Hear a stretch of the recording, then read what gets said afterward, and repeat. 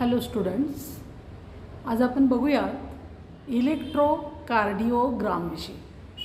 आता इलेक्ट्रोकार्डिओग्राम म्हणजे काय, तर म्हणजे त्याची एक डेफिनेशन दिलेली आहे बघा. Graphical recording of electric variations. बघा, ग्राफिकल म्हणजे याच्यामध्ये ग्राफ येतो आहे, त्याचा एक रेकॉर्ड बनवलेला आहे. आणि कशाचा बनवलेला आहे, तर इलेक्ट्रिक व्हेरिएशनचं बनवलेलं आहे. इलेक्ट्रिक व्हेरिएशन कुठले? Detected at the surface of the body, म्हणजे कुठं बॉडी सरफेसवरती असणारे जे आहेत ते डिटेक्ट केले, शोधले. During their propagation through the wall of the heart. Through the wall of the heart is electrocardiogram. तुम्हाला डेफिनेशन कळली का बघा. ज्यावेळी आपण म्हणतो की हार्टमध्ये मसलचं कॉन्ट्रॅक्सेशन आणि रिलॅक्सेशन होतं, चेंबरचं कॉन्ट्रॅक्सेशन आणि रिलॅक्सेशन होतं, त्यावेळी तिथं SA node, AV node, bundle of his आणि पर्किंजे फायबर्स यांच्याविषयी आपण बघितलेलं आहे. तर हे जे सगळे मसल्स आहेत ते आधी पोलराइज्ड कंडिशनमध्ये असणार आहेत. आणि ज्यावेळी SA नोड जो आहे तो व्हेनस ब्लडच्या कॉन्टॅक्टमध्ये येतो, त्यावेळी तिथलं इलेक्ट्रॉनिक कॉन्फिगरेशन चेंज होतं असं आपण म्हणतो. तेव्हा तिथं करंट प्रोड्यूस केला जातो. कुठं केला जातो? पहिल्यांदा SA नोड. SA नोडचा कुठं कॅरी केला जातो? AV node. नंतर कुठं जातो तो? Bundle of his. आणि मग कुठं जातो? पर्किंजे फायबर्स. तर या पद्धतीनं हा इलेक्ट्रिक करंट जो प्रोड्यूस झाला तो जो आहे तो डिटेक्ट केला जातो. कुठं डिटेक्ट केला जातो? बॉडी सरफेसला. कारण हार्टला आपण डायरेक्ट काही जोडू शकणार नाही ना, तर तो बॉडी सरफेसला डिटेक्ट केला जातो. आणि अशा पद्धतीनं तो डिटेक्ट करून त्याचा टाईम वाईज किती वेळामध्ये कुठं किती चार्ज आला याचा जो ग्राफ बनवला जातो ना, त्याला म्हटलं तर इलेक्ट्रोकार्डिओग्राम. आता बघा, परत एकदा डेफिनेशन बघूया. ग्राफिकल रेकॉर्डिंग कळलं तुम्हाला. आता तो ग्राफ आहे कशाचा? Recording of electric variations detected at the body surface during their propagation through the wall of the heart. म्हणजे हे सगळे करंट कुठं प्रोड्यूस झाले? In the wall of the heart. आणि आपण ते कुठं डिटेक्ट करवलं आहे? बॉडी सरफेसला डिटेक्ट करवलं आहे आणि त्याचा एक ग्राफ बनवायला लावलं आहे. हे म्हणजे झालं इलेक्ट्रोकार्डिओग्राम. या पद्धतीचा हा इलेक्ट्रोकार्डिओग्राम प्रोड्यूस करण्यासाठी एक मशीन लागणार की जे काय करू शकेल, तर तेवढा इलेक्ट्रिक करंट जो आहे तो रेकॉर्ड करू शकणारं मशीन लागणार. ते जे मशीन आहे त्या मशीनला म्हटलं जातं ECG मशीन, किंवा त्याला काय म्हटलं जातं? इलेक्ट्रोकार्डिओग्राफ असं म्हटलं जातं. तर हे ECG मशीन किंवा इलेक्ट्रोकार्डिओग्राफ याच्या साहाय्यानं हा इलेक्ट्रोकार्डिओग्राम किंवा ECG बनवला जातो. या मशीनमध्ये एकतर काय काय केलं जातं, तर ऑनस्क्रीन डिस्प्ले जो आहे तो होतोच. म्हणजे जो काही इलेक्ट्रोकार्डिओग्राफ येतो आहे त्या इलेक्ट्रोकार्डिओग्रामचा ऑनस्क्रीन डिस्प्ले येतो, किंवा आपण काय करू शकतो त्याची प्रिंट पण काढू शकतो. तर अशा पद्धतीने एकतर आपण डिस्प्ले बघू शकतो किंवा त्याची प्रिंटआउट काढू शकतो. आता या पद्धतीनं करंट जर काउंट करायचा असेल तर तो काउंट करण्यासाठी किंवा तो मोजण्यासाठी पहिल्यांदा त्या ठिकाणी काय टाकायला पाहिजेत? इलेक्ट्रोड्स टाकायला पाहिजेत. आणि अशा पद्धतीनं ECG मशीनमध्ये मशीन आहेच, त्याच्याशिवाय त्याच्याबरोबर काय आहेत? इलेक्ट्रोड्स आहेत. आता हे इलेक्ट्रोड जे आहेत ते दोन प्रकारचे आहेत बघा. एक म्हणलेलं आहे ते लिंब इलेक्ट्रोड्स आणि दुसरे म्हणले आहेत ते चेस्ट इलेक्ट्रोड्स. आता हे लिंब इलेक्ट्रोड जे आहेत ना, यांना काही पुस्तकामध्ये तुम्ही रेफरन्स इलेक्ट्रोड्स असं सुद्धा वाचाल. तर हे लिंब इलेक्ट्रोड्स हे कुठे टाकलेले आहेत बघा. हे 2 आर्ममध्ये 2 टाकलेले आहेत आणि 2 लेगमध्ये 2 टाकलेले आहेत. तर यांना म्हटलेलं आहे त्यांनी लिंब इलेक्ट्रोड्स. आणि चेस्ट इलेक्ट्रोड जे म्हणले आहेत हे कुठं आहेत? 6 पोझिशनला ऑन दी चेस्ट.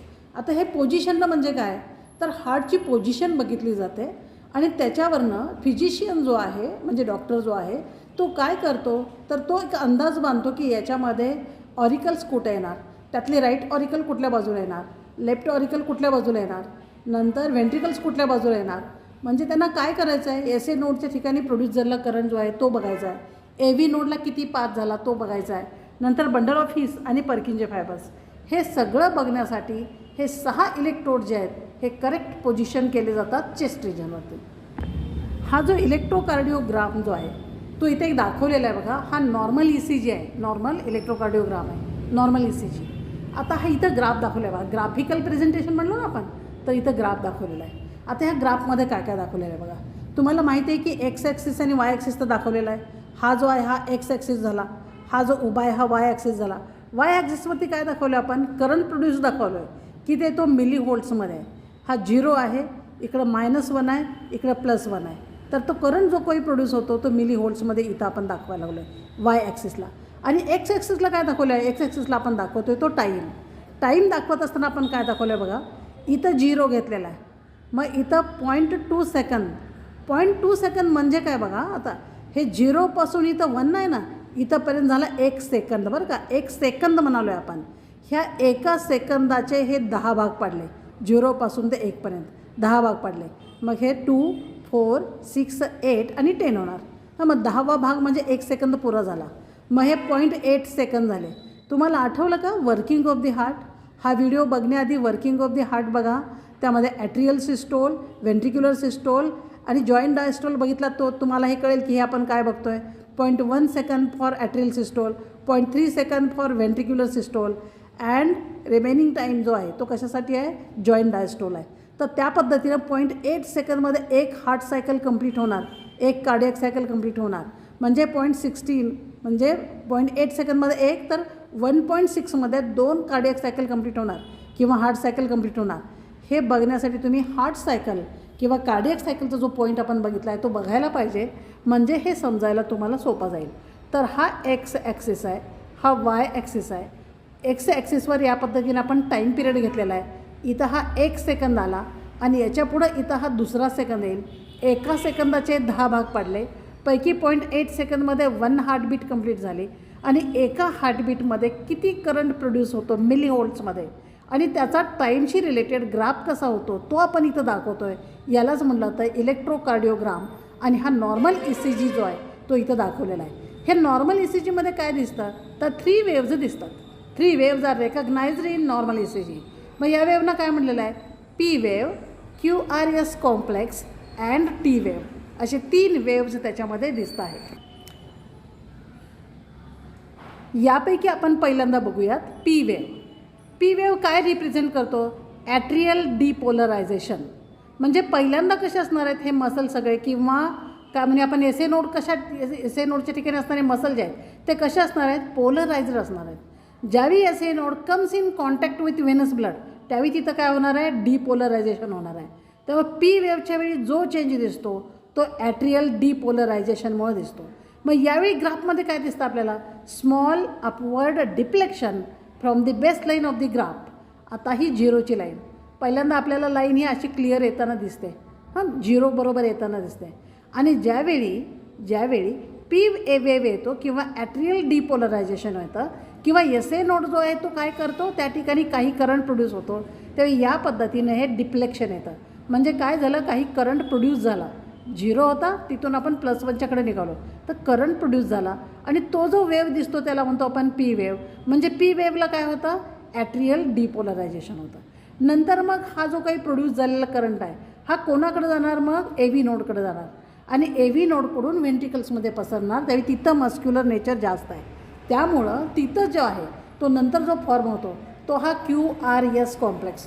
तुम्हाला दिसतो आहे QRS कॉम्प्लेक्स. तर P वेव्ह झाल्यानंतर आहे तो QRS कॉम्प्लेक्स. बघा या ठिकाणी हा Q, हा R पॉईंट आहे, हा S पॉईंट आहे. तर या सगळ्याला मिळून म्हटलं तर QRS कॉम्प्लेक्स.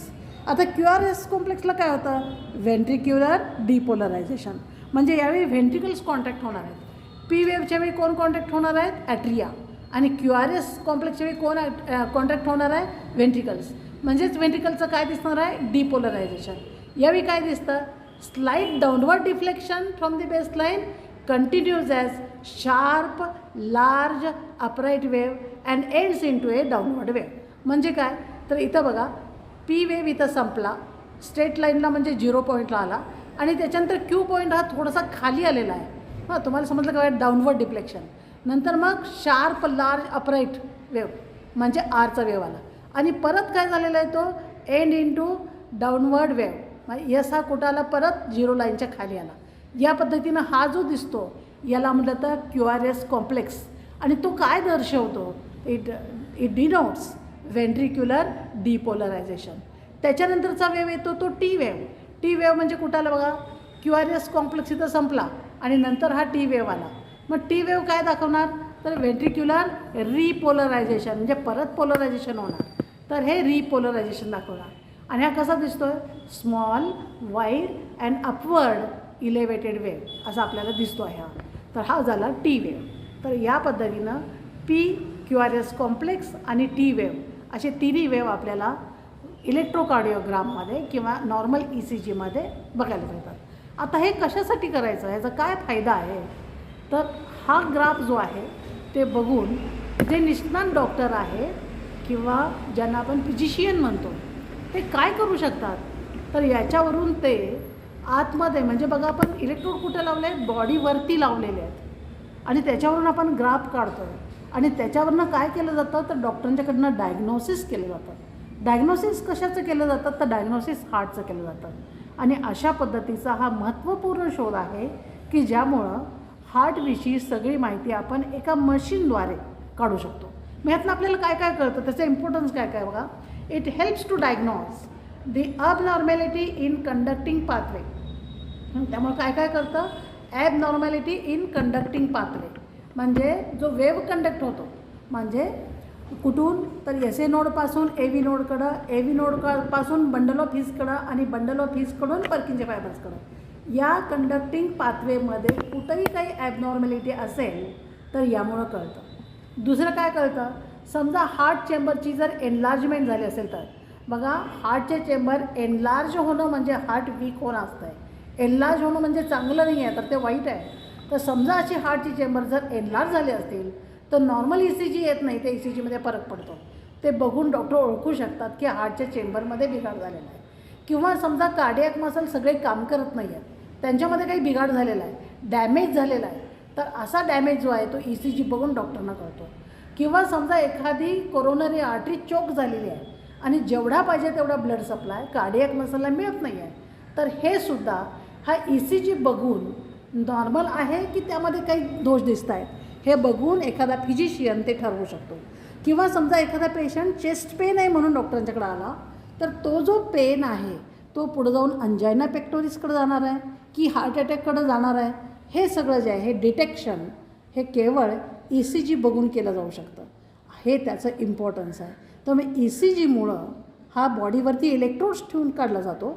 मात्र यामुळं आपल्याला हे चारी नोड्स जे आहेत त्या नोड्समध्ये झालेले बदल कळतात, हार्टच्या चेंबरमध्ये झालेली बिघाड कळतात, कार्डियक मसलना डॅमेज झाला असेल तर तो कळतो, ब्लड सप्लायमध्ये हार्टचा काही प्रॉब्लेम आला असेल तर कळतो, चेस्ट पेन येत असेल पेशंटला तर ती कशामुळे येते हे सुद्धा डिटेक्ट होतं, हे सुद्धा डायग्नोज होतं. या पद्धतीने इलेक्ट्रोकार्डिओग्राम हे अतिशय महत्त्वाचं इन्स्ट्रुमेंट, एक डायग्नॉस्टिक टेक्निक म्हणूया आपण, टेक्निक आहे की जे ECG मशीनद्वारे केलं जातं, ज्यामुळं हार्टविषयीची सगळी माहिती डॉक्टरना कळू शकते.